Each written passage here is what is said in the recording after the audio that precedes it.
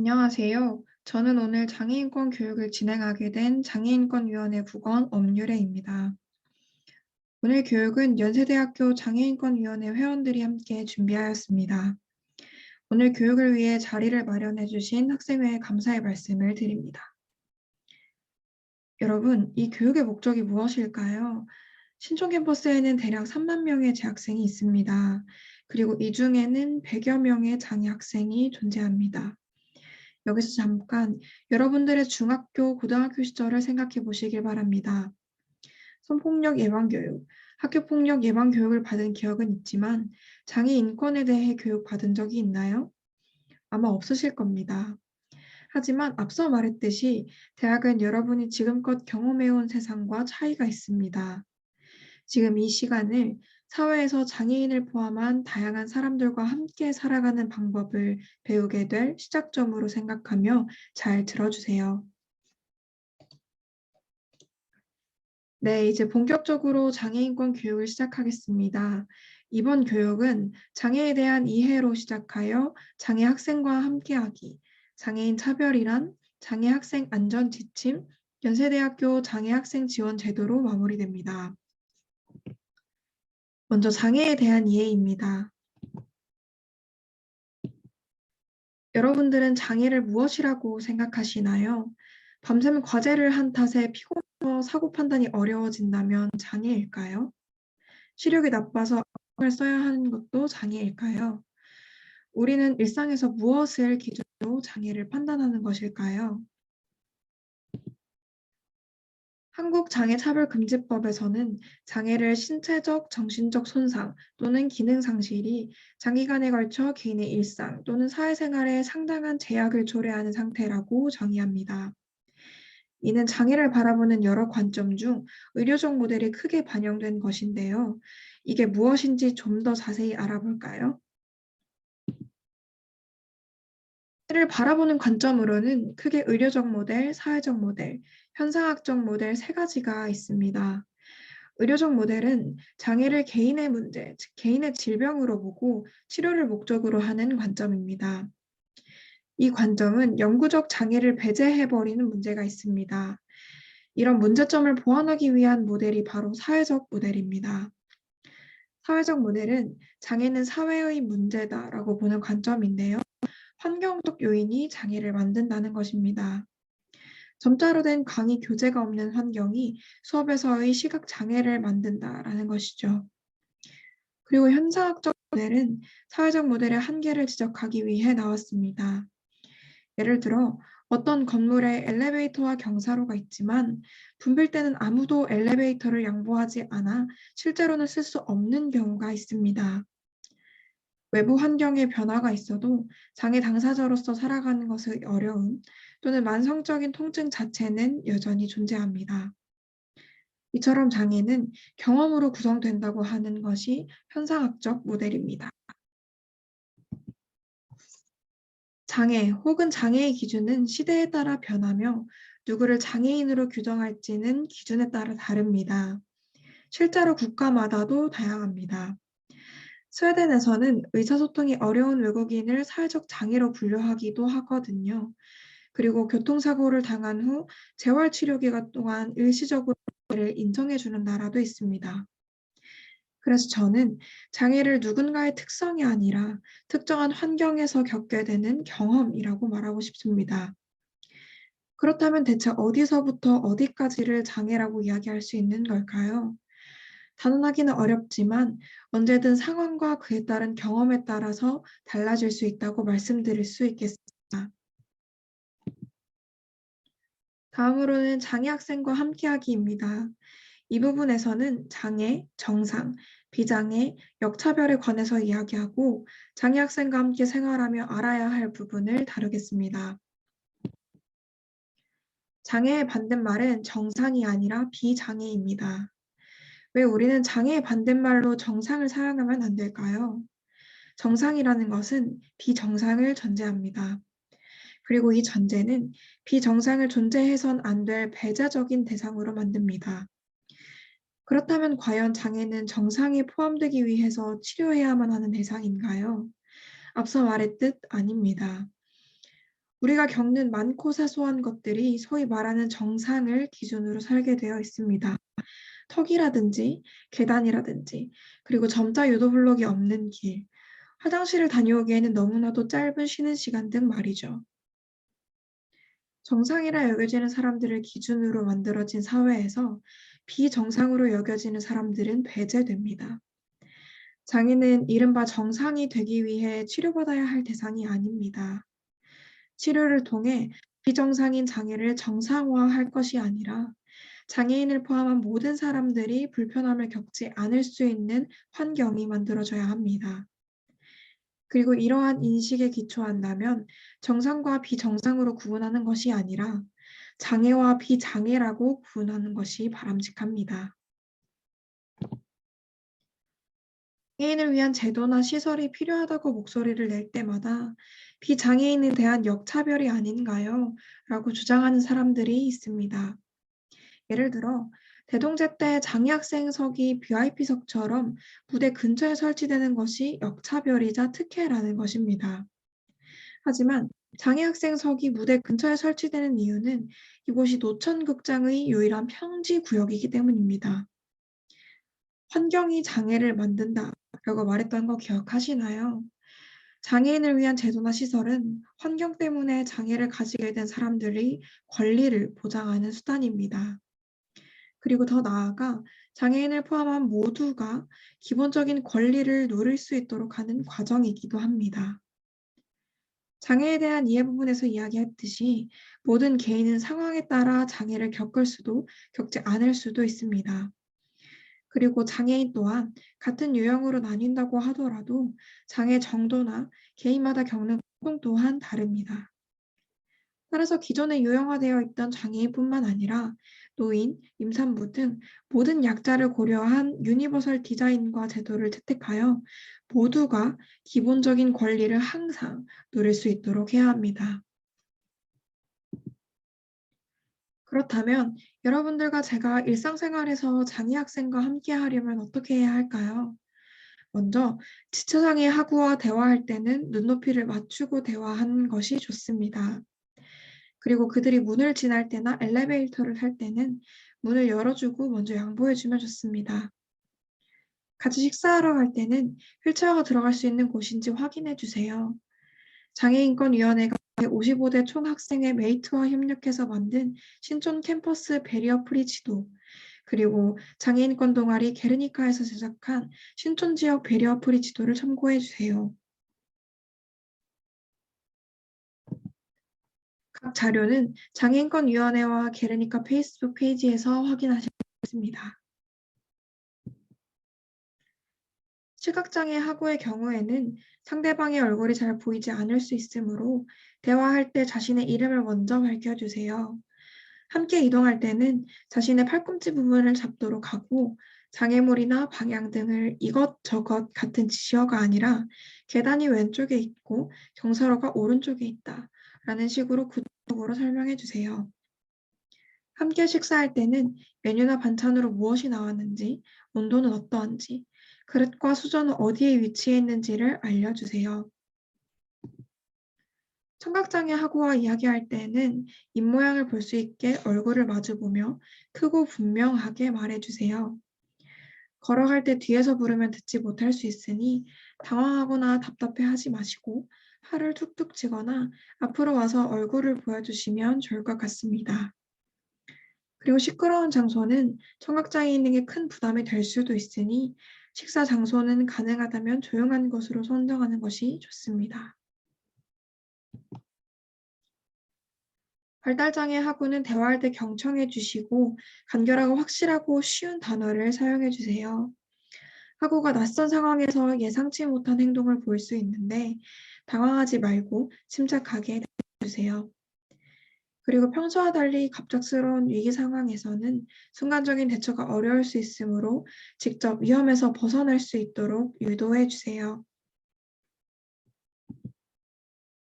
다음으로 장애 학생도가 수업을 들을 때 주의해야 할 점에 대해 말씀드리겠습니다. 장애 학생들은 대필 지원 학생의 지원을 받아서 수업에 참여하는 경우가 많습니다. 특히 청각장애 학생들은 전문 속기사의 지원을 받기도 합니다. 그리고 지체장애 학생들은 높낮이 책상을 이용하는 경우가 많습니다. 그러니 강의실의 높낮이 책상을 함부로 옮기지 마시고 속기 제공 시 타자 소리가 시끄럽게 느껴지더라도 이해해 주셨으면 좋겠습니다. 이는 장애 학생들의 가장 기본적인 학습권 보장을 위한 것이니까요. 그리고 비대면 수업을 할 경우 줌을 많이 이용하게 되실 텐데요. 청각장애 학생의 경우 입모양이 보이지 않으면 소통이 어렵기 때문에 비디오를 켜주실 것을 당부드립니다. 이는 조별 과제를 할 때도 해당됩니다. 그 밖의 내용은 장애학생 지원센터 홈페이지의 지원 인력 가이드를 참고해 주세요. 지금까지 장애 요양별로 일상생활에서 함께하는 방법을 살펴보았는데요. 이것만큼은 짚고 넘어가고 싶습니다. 도움을 주기 앞서 당사자의 의사를 먼저 확인해야 합니다. 사람마다 필요한 부분이 다르고 불필요한 도움은 오히려 폐가 될 수 있기 때문입니다. 그리고 같은 유형의 장애인이라고 하더라도 사람마다 개인차가 존재합니다. 무엇보다도 가장 중요한 것은 외관상으로 드러나는 장애만 있는 것은 아니라는 것입니다. 장애인은 우리 주변에 흔히 존재하고 누구나 장애를 겪을 수 있습니다. 다만 인식과 제도의 부족으로 감춰져 보이는 것일 뿐이죠. 장애 학생과 함께할 때 고려해야 하는 것들은 번거로운 것이 아닌 함께하기 위해 당연한 것입니다. 잘 모르겠다면 먼저 물어보세요. 이제 장애인 차별에 대해 알아보도록 하겠습니다. 차별 행위의 정의부터 사례, 흔히 하실 수 있는 말실수들을 살펴보겠습니다. 먼저 차별 행위는 다양합니다. 부당하게 참여를 제한받거나 나의 의사와 무관하게 과도한 도움을 주려고 하거나 장애인은 다 이렇더라 하는 식으로 편견을 말하거나 차별적인 표현을 쓰는 등의 행위들이 모두 차별 행위에 포함되기 때문입니다. 하지만 차별 행위를 명확하게 규정하기는 어렵습니다. 일상 속에 눈치채지 못할 만큼 수많은 차별이 섞여 있기도 하고 어떤 사람은 차별로 느끼지 않더라도 또 다른 사람은 차별이라고 느낄 수도 있기 때문이죠. 예전에 모 정치인이 당내 장애인권위원회 발족식에서 정치인들 중에 정신장애인이 많다라는 발언을 한 적이 있습니다. 그리고 이 발언에 대해 다른 정치인이 그런 당신이야말로 정신장애인이다라고 응수했습니다. 두 정치인들은 다른 정치인들을 비난하려는 목적으로 정신장애인이라는 말을 모욕적으로 사용했는데요. 이렇게 장애를 누군가를 모욕하기 위한 대명사로 사용하는 것은 명백한 장애인 차별 행위입니다. 비슷한 사례로 아마 이런 경우를 보셨을 겁니다. 장애인 주차구역에 불법 주차한 비장애인 차주에 관한 기사에서 저 사람이 오히려 장애인이다 라거나 양심이 장애인이라는 식의 댓글이 달리는 경우 말이죠. 이 역시 앞 사례와 마찬가지로 한 사람을 부정적으로 평가하기 위해 장애인이라는 단어를 사용한 대표적인 차별 사례라고 할 수 있습니다. 이번엔 표현에 관한 이야기입니다. 대표적인 장애인 비하 표현으로 병신이라는 단어가 있습니다. 장애를 아프고 정상적인 기능을 하지 못하는 모습으로 규정하고 비장애인보다 열등함을 강조하려는 맥락에서 사용되는 국가인권위원회에서 인정한 장애인 비하 표현입니다. 하지만 누군가는 이런 의문을 가질 수 있겠죠. 장애인을 비하하려는 의도가 아닌데도 여전히 비하 표현일 수 있나요? 라고 말이죠. 네, 그렇습니다. 누군가가 가볍게 병신이라는 말을 쓸 때 그 말을 듣는 사람은 의도가 무엇이었든지 간에 병신이라는 표현에 상처받을 수 있습니다. 장애는 이런과 전혀 무관한 것이 아니기 때문에 평생 혹은 자주 이 비하의 의미를 은연중에 내포한 병신이라는 것을 계속해서 경험해 왔을 것인가요? 만약 경험하지 않아서 공감할 수 없다면 여러분의 어떤 말로 상처받은 누군가가 없었는지 주위를 살펴보고 고민해 보시길 바랍니다. 그 외에 장애인 비하 표현으로는 등신, 전응아, 맹인, 벙어리, 찐따, 문둥이, 장애우, 얼간이, 정신지체, 비정상인, 애자, 지랄, 심신장애자, 눈뜬 장님 등이 있습니다. 각각의 이유를 설명하기엔 시간이 충분치 않은 점이 너무나도 아쉽네요. 이 표현들은 비하적인 의미를 모두 제거하고 보면 대부분 장애인으로 대체할 수 있죠. 장애 비하 표현들에 대해 자세히 알고 싶은 분은 장애인권위원회 페이스북 페이지에 있는 글을 참고하시면 될 것 같습니다. 장애인 당사자들 중 이런 말을 장애 차별적인 표현이라 생각하지 않는 사람이 있더라도 사회적으로는 부정적으로 묘사되어 온 경향이 있기 때문에 차별적인 표현이다 라고 알아두시면 좋겠습니다. 다음으로 드리고 싶은 내용은 장애는 영감의 대상이 아니다라는 것입니다. 장애를 극복했다고 여겨지는 사람에게 감명을 받는 콘텐츠가 미디어에 수도 없이 등장하는데요. 사람들은 이런 사례를 보고 장애인이 장애를 극복했다며 감동합니다. 그리고 자신이 장애인과는 다르게 건강한 몸으로 살아갈 수 있다는 사실에 감사함을 느낍니다. 이 사진처럼요. 그러나 이런 감동에는 장애인이 열등하고 힘든 존재라는 인식이 깔려 있습니다. 따라서 장애인의 삶을 감동하거나 영감을 느끼는 것은 교묘한 장애인 차별이 될 수 있습니다. 쉽게 풀어서 얘기하자면 대부분의 사람들은 장애인들을 감동을 주는 대상으로만 경험해 보았기 때문에 이런 극복의 사례를 보고 감동하는 것입니다. 장애가 힘들고 나쁜 것이라는 고정관념을 갖고 있기 때문에 장애인을 특별하게 바라보는 것이죠. 하지만 저는 장애는 그저 자연스러운 것이고 극복해야만 하는 것이 아니기 때문에 장애를 이유로 해서 영감을 받을 필요는 없다고 말하고 싶습니다.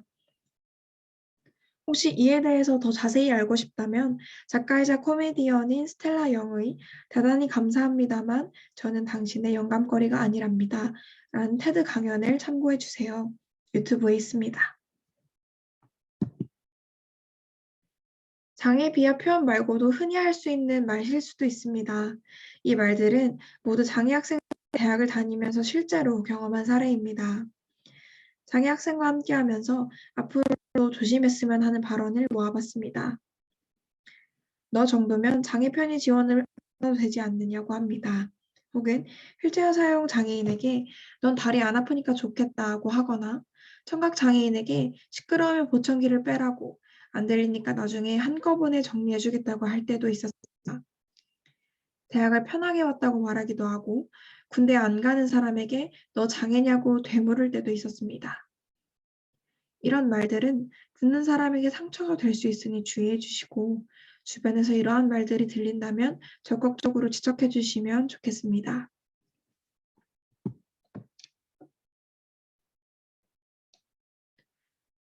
다음은 장애 학생 안전 지침인데요.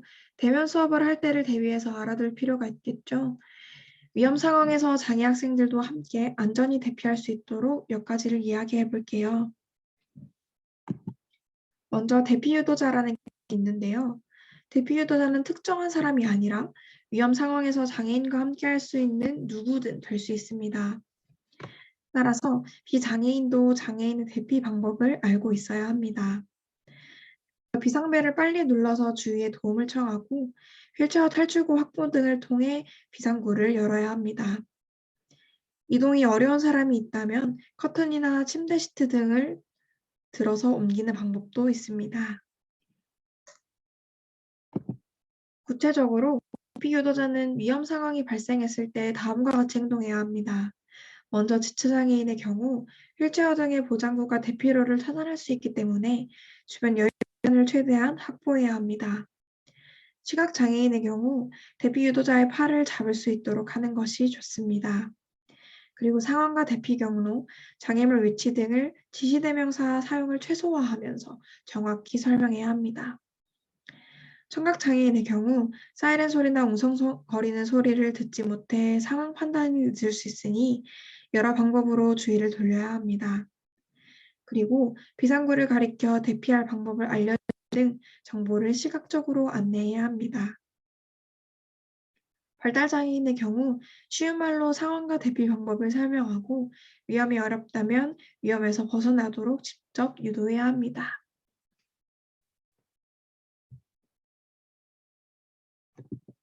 마지막으로 신속하게 대처하는 것도 중요하지만 그 전에 당사자에게 어떤 도움이 필요할지 꼭 물어봐 주세요.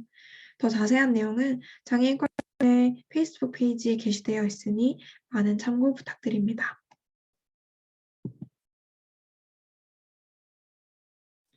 이번에는 연세대학교의 장애학생 지원제도에 대해 소개해드리겠습니다. 장애학생 지원센터에서는 교육 편의 지원 연계, 기숙사 생활 지원 등 장애학생들에게 다양한 편의 지원을 제공하고 있습니다.